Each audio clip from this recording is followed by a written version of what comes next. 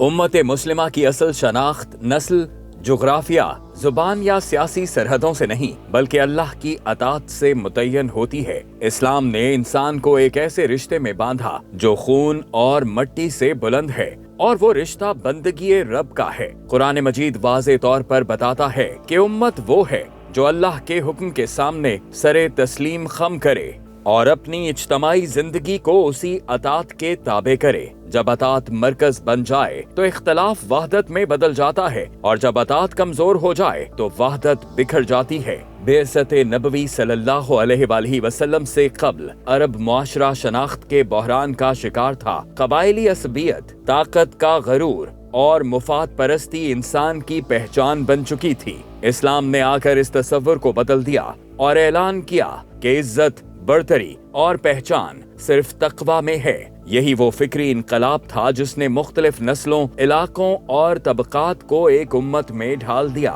हबशी गुलाम, कुरैशी सरदार और मदनी किसान एक ही सफ में खड़े हो गए क्योंकि उनकी शनाख्त अब सिर्फ अल्लाह की अतात थी। कुरान मजीद उम्मत को बार बार इज्तमाई हैसियत में मुखातिब करता है। अतीउल्लाह व अतीउल रसूल का हुक्म वाज़े करता है कि अतात सिर्फ इनफरादी इबादत तक महदूद नहीं बल्कि इज्तमाई निजाम का तकाजा है। शरीयत के अहकामात इबादत के साथ साथ मईशत, सियासत, अदल और मुआशरत को भी मुनज़्ज़म करते हैं। इससे ये हकीकत सामने आती है कि उम्मत की शनाख्त उसी वक्त मुकम्मल होती है जब रब्बे कायनात और खातमुल अंबिया सल्लल्लाहु अलैहि वसल्लम की अतात जिंदगी के हर शोबे में गालिब हो।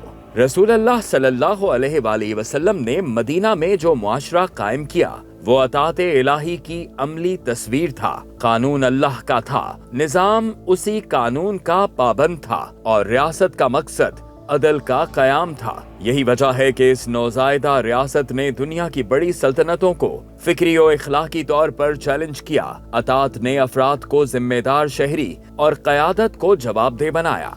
रसूलुल्लाह सल्लल्लाहु अलैहि वसल्लम के पर्दा फरमा जाने के बाद खिलाफत राशिदा इसी शनाख्त का तसलसल थी। हुक्मरान खुद को खादिम समझते थे, कानून सबके लिए बराबर था और इक़्तिदार अमानत तस्वुर किया जाता था।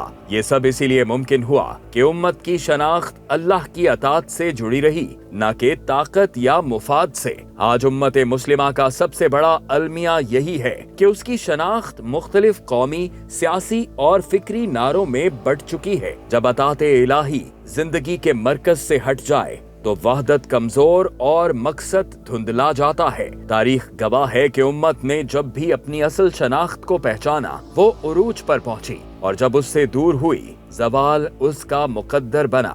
लिहाजा आज जरूरत इस अमर की है कि उम्मत अपनी पहचान को दोबारा अल्लाह की अतात में तलाश करे, अपनी इज्तमाई जिंदगी को शरीयत के ताबे करे और इसी मनहजे नबवी सल्लल्लाहु अलैहि वसल्लम पर चलते हुए एक आदिलाना निजाम के कयाम की जद्दोजहद करे। यही फिक्री बेदारी, यही अतात कामिल और यही इज्तमाई शऊर बिलाखिर हमें दोबारा अहयाए खिलाफत की उस मंजिल की तरफ ले जाएगा जहां उम्मत की शनाख्त महफूज होती है।